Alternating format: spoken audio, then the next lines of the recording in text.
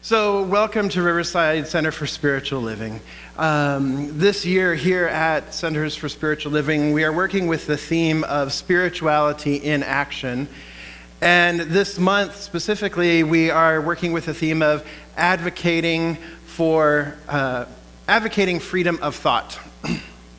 And the spiritual value that we are working with in that is also creativity. And today, what I thought I'd share with you is ideas around what freedom of thought might mean, possibly, and what advocating for freedom of thought might mean, and what guarding freedom of thought might mean.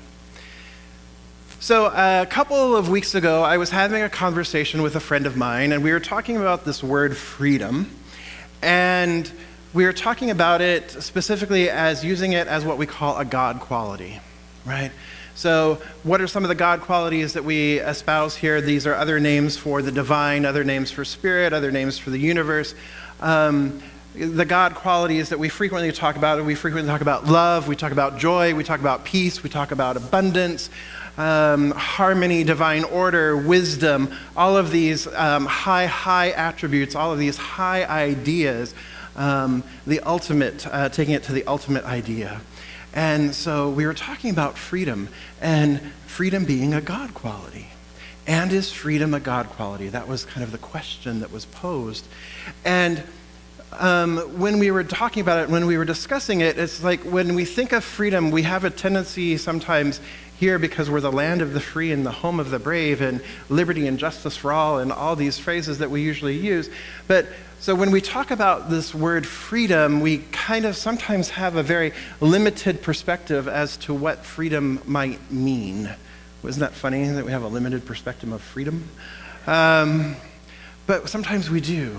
But when we look at it more from a spiritual perspective, or a larger, bigger, more expansive perspective, then what freedom could actually mean is limitless, unbounded, boundlessness, right? It is infinite and ever expansive. And there is no encumbrance. So if there's no encumbrance, if there's no limit at all whatsoever, then by its very nature, then it has to be free.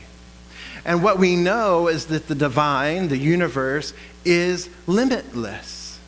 It is infinite. It is eternal. It cannot be bounded by time or space. It cannot be bounded by our own limited thinking. So therefore, the true nature of the universe then, or the true nature of the divine then, is freedom, right?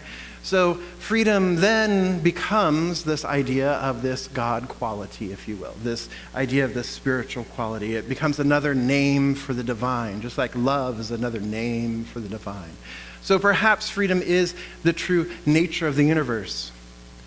And freedom and the true nature of the universe is so much more than that too, because it's also love, it's also joy, it's also peace, it's also harmony, and all of the other words that we use. And these words are so defining, right? Making finite, so that our minds can try to grasp the idea of what these things mean.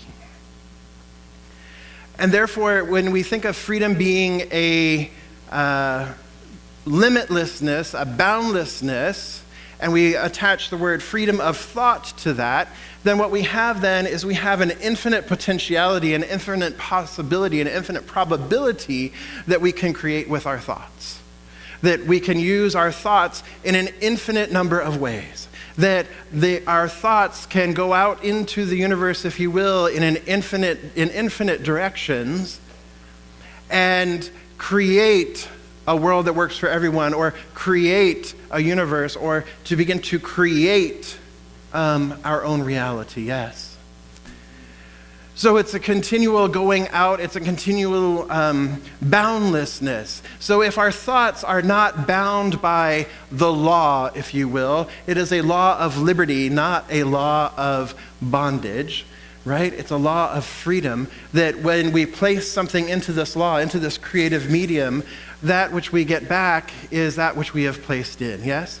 And so there is no limitation in the divine. There's no limitation in the universe.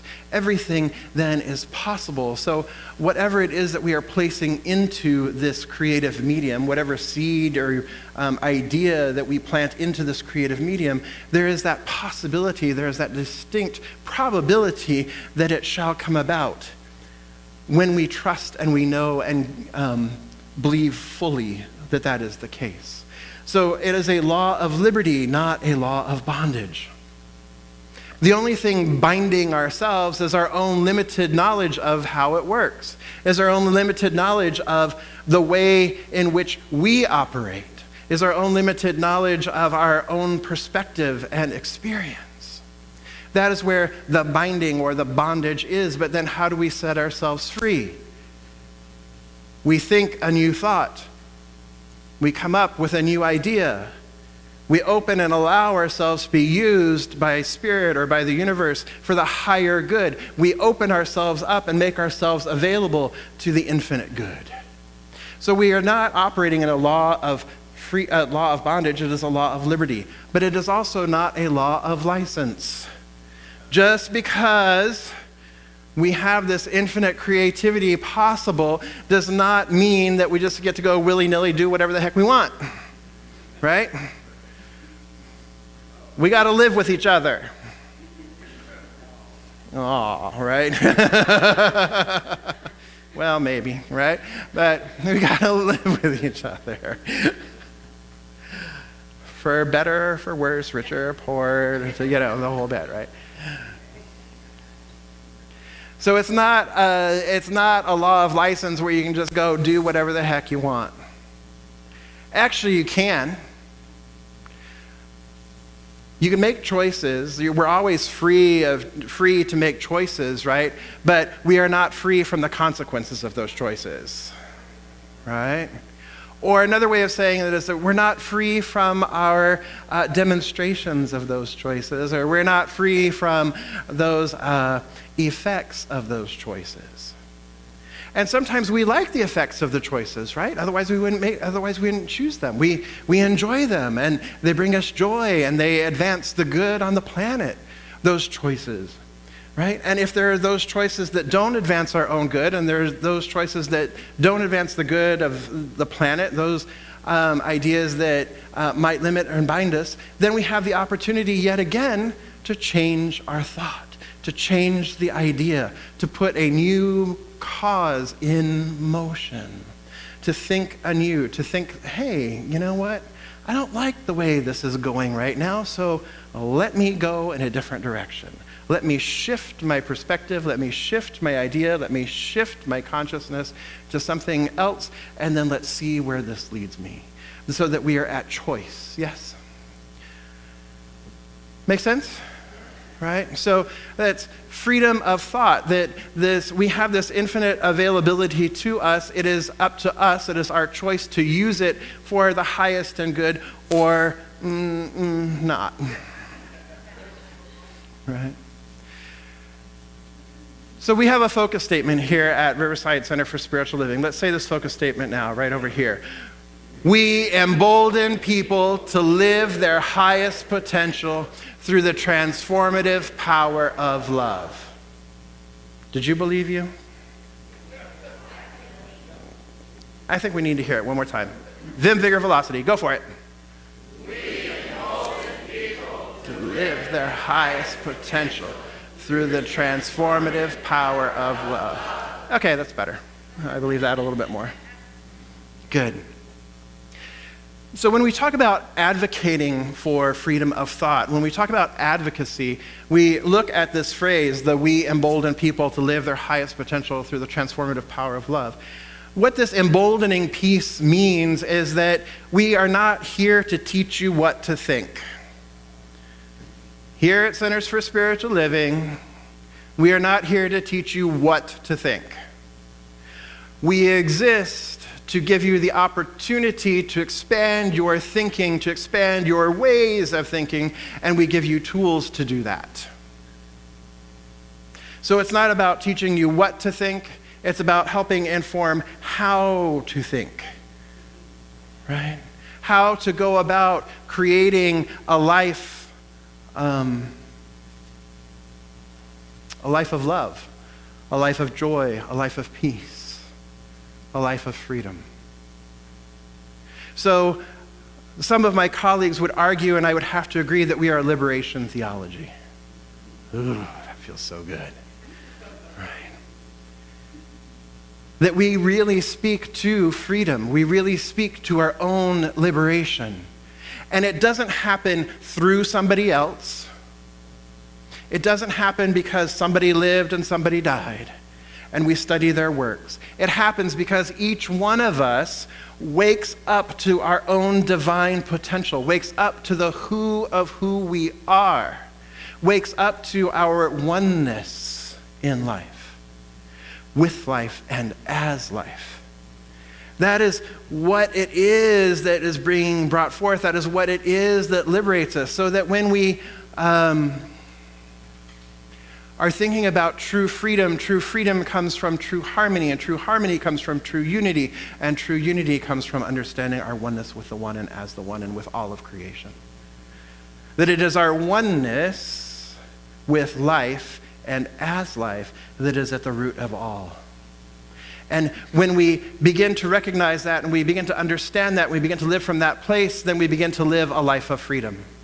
And the way we get there is through the freedom of our own thoughts. And the way we get there is we embolden others to have an opportunity to express choice, to express self-agency. There is no, I'm going to take responsibility for your spiritual growth. Your spiritual growth is fully on you. Your spiritual unfoldment is your responsibility, and you have self-agency. Feel how freeing that is to have self-agency. Isn't that amazing? So if you have self-agency and we come along and we're advocating for this freedom of thought, we're advocating for this idea, we're bringing this forth, we're bringing a teaching forth, we're bringing an idea forth, that everyone can be free. That, as Ernest Holmes said, the ultimate goal in life is complete emancipation from all discord of every nature. The ultimate goal in life is complete emancipation from all discord of every nature. And what we hear in that is we hear the idea, the Buddhist idea of getting off the wheel of samsara and stepping into nirvana. Because what nirvana is complete freedom. Nirvana is bliss. And we've already established earlier that freedom is the nature of the universe. So bliss is the nature of the universe. So when we're walking alongside folks and we're being a beacon of light, and we're providing opportunities for growth, and we're providing opportunities to reflect back to our beloveds who they truly are and how we see them, we also have to remember to check our privilege. Because when we walk alongside somebody, sometimes we get caught in that trap of thinking, I know a little bit more than you do. I'm a little further along on this path than you are. Here, come on along. Oh, you don't want to come this way? Well, come anyway. Come, right? Oh, and you don't like this? You don't like this? Oh, so what happens is that I'm no longer allowing for self-agency, am I? I'm no longer allowing the freedom of choice that I keep talking about. I'm no longer allowing that when I'm trying to force and coerce and push and shove. What I can do is I can invite. I can advocate. I can walk alongside. And then it is up to me to step back and say, here. And allow for the person or persons to have the freedom to form their own thought, to have their freedom to make their own choices, and to have the freedom to choose again if they wish to. This past week, the past few days, we've been helping a few folks. Me and a few other people have been helping a few folks find shelter. And we've been working very diligently for these folks to find shelter. And hours upon hours have been spent helping these folks to find shelter. And ultimately, they chose not to accept the shelter that we found. They found other shelter, which is wonderful. They found other shelter. And that is the thing that we celebrate. And yet it's easy to think, you know what? I spent all of Thursday and all of Friday and half of yesterday trying to help you out, and you chose not to take me up on my offer.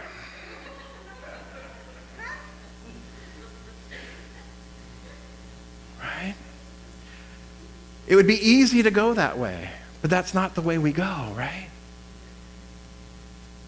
What it is, you know what? Hey, I am so glad that you found shelter. I am so glad that you are safe. And if you need me, I'm right here. And maybe they won't need me, but you know what? We've laid the groundwork for anybody else who might. We've begun to lay the groundwork of inclusion, of seeing our neighbor as ourselves, of loving our neighbor as ourselves. Now, it's nothing to give a pat on the back about. This is what we do when we live love in action. This is what we do when we live our spirituality and our faith tradition in action. We stand up and we walk alongside. We don't coerce, we don't force, we don't push, we guide. And we accompany.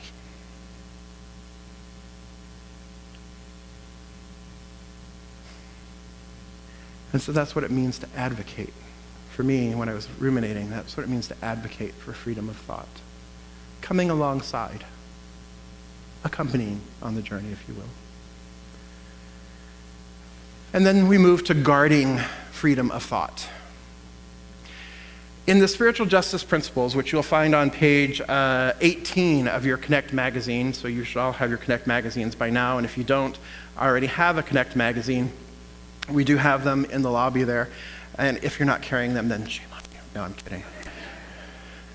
No shame, no blame, no guilt.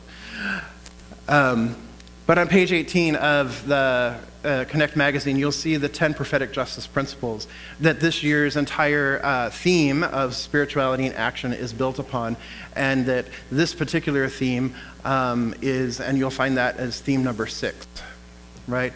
And theme number 6, it says there, guarding freedom of thought.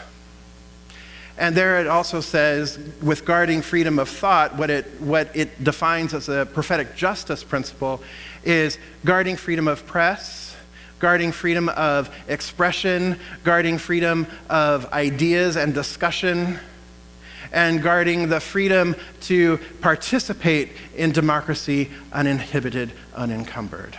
That this is the guarding the freedom of thought, according to the prophetic justice principles of Dr. Forbes. So this week we've had some big challenges to this, haven't we?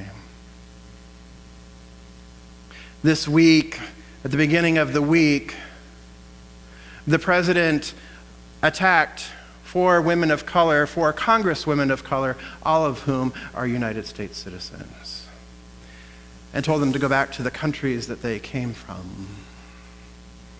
This was followed by another day with a rally in North Carolina where folks were chanting, where after sharing falsehoods about one of the congresswomen, the crowd began chanting, "Send her back." Let me be real clear. This is not love. This is not love in action. This is oppression. This is racism. This is xenophobia, and it's illegal. Real clear. This is not creating a world that works for everyone in all of creation. This is intentional tactic to divide. And what do we know here? There's only one. that we are indivisible. And so what guarding our freedom, or guarding freedom of thought, means from our new thought perspective, first of all and first and foremost, we get to guard our own thoughts. We got to guard our own ideas, our own thinking of being influenced by distraction and detractors. What we get to do is we get to guard our own thoughts and bring them back and keep bringing ourselves back to the truth that there is only one, bringing ourselves back that love is the answer, that love is the principle, that freedom is the principle. We keep bringing ourselves back to that, back to the spiritual truth, just like training a puppy with a pee pad. But now more than ever, we are being called to remind ourselves and to practice, bringing ourselves back to the spiritual truth. Bringing ourselves back that truly this country belongs to all of us, that truly there is only one life, one love, and so I know that it is this life, it is this love that is at work here, though I do not understand the way it is working at the moment. And it is my duty and my responsibility to bring myself back, to bring my consciousness back to that place where I see love, to that place where I see freedom, to that place where I see joy, to that place where I see peace. Because when I bring myself back there, then all of the appearances out here must shift. And the more that I do this and the more that we do this collectively, then we create a wave of change, that we create the opportunity for this idea, this high idea of love to come forward. So it is about bringing ourselves back, guarding freedom of thought, guarding most importantly our own freedom of thought, not to get sucked down into the mire, not to get sucked down into the falsehoods, not to get sucked down into any idea that is unlike love. Because when we sink to that level, when we go down there, it makes it harder for us and everybody else to get up. So we get knocked down and we get up again. We get knocked down and we get up again. Because we have the spiritual resolve, we have the spiritual fortitude, and we have the spiritual truth to know that there is only love. Just like the song, there is only love. There is only love. There is only love. And it is love that drives out hate. It is light that drives out darkness.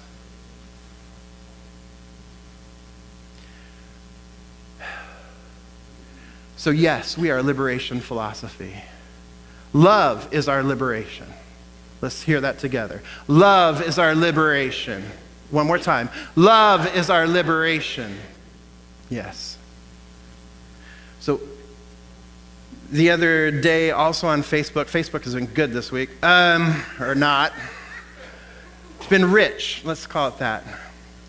Something else on Facebook, I saw it was a meme I shared and many people liked it, but it was, I love you. And you may be thinking that I don't know you, and you may be right. But if people can hate for no reason, I can love.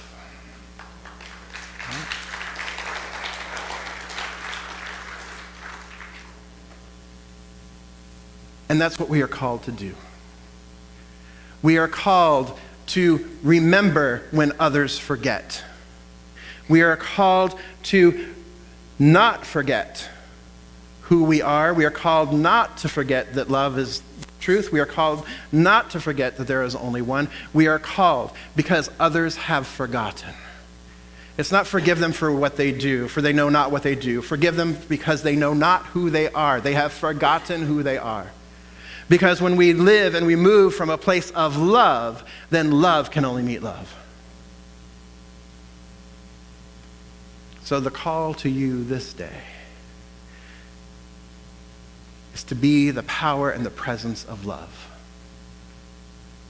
To advocate for freedom, to guard freedom of thought, to advocate for freedom of thought, to guard freedom of thought, and then to live your freedom.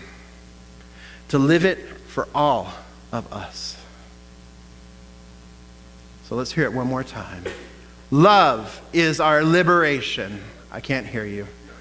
Love is our liberation. One more time.